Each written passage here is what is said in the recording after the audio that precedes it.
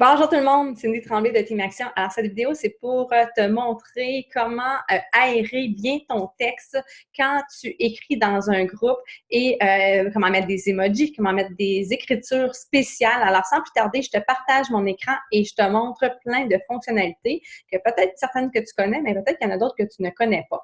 Donc, au moment où je te parle, c'est possible de le faire seulement dans un groupe. C'est pas possible encore sur une page ou sur ton fil d'actualité, mais peut-être que ça va venir. Alors, quand tu arrives pour écrire, premièrement, ça, c'est nouveau. Voyez-vous ici ce symbole-là? Alors, c'est un symbole où on peut modifier de l'écriture. Alors, soit qu'on choisit le H1. Qu'est-ce que ça veut dire le H1?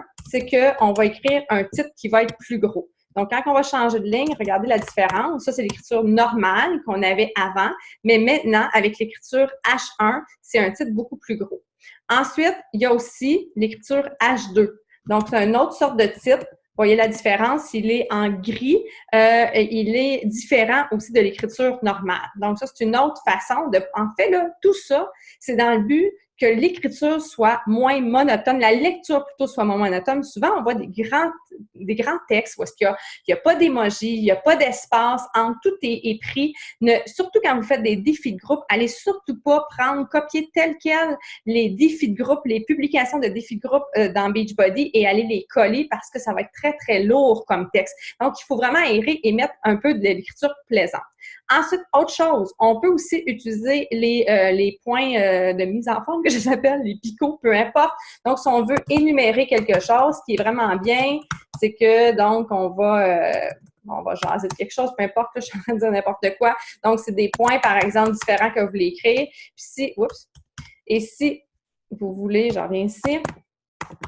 Disons, par exemple, le dernier point, tu ne veux plus, tu fais juste un enter de plus et c'est parti, il n'y en a plus. Ensuite, tu peux aussi énumérer d'une autre façon, c'est-à-dire que tu retournes ici et tu mets des numérotations. Donc, numéro 1, ensuite le numéro 2, etc.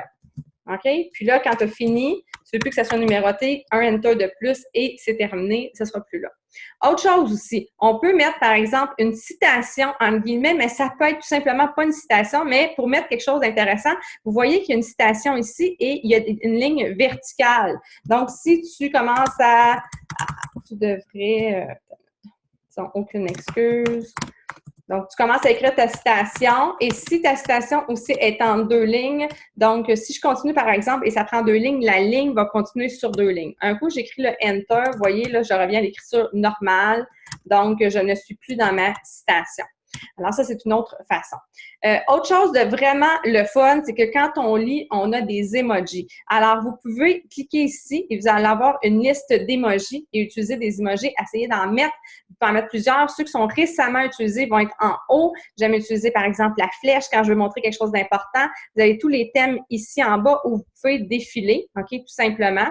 Sinon, moi, j'aime bien aller sur le site web. Je vais le mettre dans le lien. Là. En fait, c'est le site web Emojilist. Pourquoi j'aime utiliser celui-là? C'est la même chose, mais c'est juste parce que je les vois tous d'un coup. Moi, j'aime bien tous les voir d'un coup comme ça. Je trouve ça plus simple. N'importe quel emoji que je veux, disons par exemple, je veux l'emoji de la flèche, je clique. Automatiquement, il est copié. Là, je retourne sur la publication et je vais faire CTRL-V ou commande-V ou bouton droit coller. Et donc, par exemple, j'ai ici l'emoji. Alors, mettez des emojis. Il ne faut pas en mettre non plus à chaque ligne, mais pour pouvoir attirer l'attention. Aussi, mettre en majuscule. En majuscule, ça peut être le fun parce qu'à un moment donné, c'est un mot important. Tu pourrais décider que ce mot-là, en plus, tu le sélectionnes. Et quand tu le sélectionnes, il y a 2 options. Tu pourrais mettre en gras ou tu pourrais le mettre même italique. Donc ça, il faut vraiment que tu sélectionnes ton texte. Donc, tu peux revenir ici, tu sélectionnes, ça va apparaître. Tu pourrais même décider que tu veux mettre un titre, le mettre en gras. Donc, ça serait une des façons.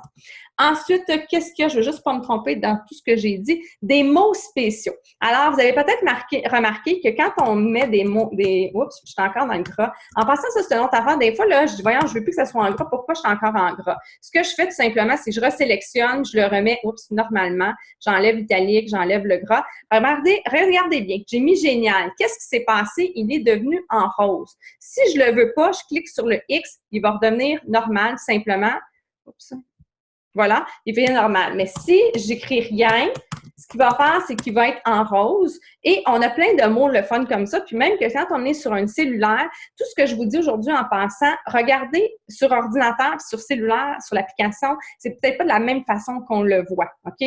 Mais quand on est même sur une application, ce qu'il va faire, c'est qu'il risque d'avoir un son même qui sort de ça. Donc, je vais juste vous montrer une présentation et merci beaucoup à Karine Ullman qui m'a parlé de ces mots-là. Puis en passant, là, je vous parle de ça aujourd'hui. Peut-être que dans 2 semaines, vous allez voir la vidéo, dans 3 mois, vous allez dire c'est plus du tout la même chose. C'est souvent par hasard qu'on trouve ces mots comme ça. Mais là, pour l'instant, en bleu, on a tel meilleur, you can do this, bien amusé, ça va le faire. Orange, tel la meilleure, you're the best. Mauve, best wishes est génial. Rouge, félicitations, congrats. Rose, XOXO et bisous. Donc, exemple, on va l'essayer par exemple, XOXO. On a un rose, voyez-vous? Ça, c'est vraiment le fun parce qu'on a vraiment différentes façons d'écrire avec du texte avec des couleurs. Autre chose aussi, il y en a beaucoup qui ont posé la question, les fameuses bandes grises de Lucie et Karine dans les publications.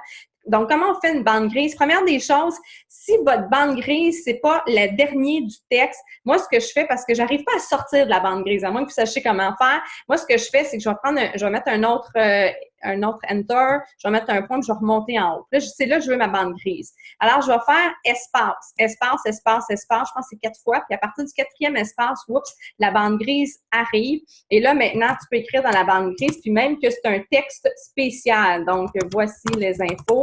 On a un texte spécial, puis même que des fois, il y a des mots qui arrivent en couleur. On ne comprend pas trop pourquoi, lesquels. C'est pas vraiment grave. On peut même aussi mettre des choses en gras et en italique directement dans la bande grise.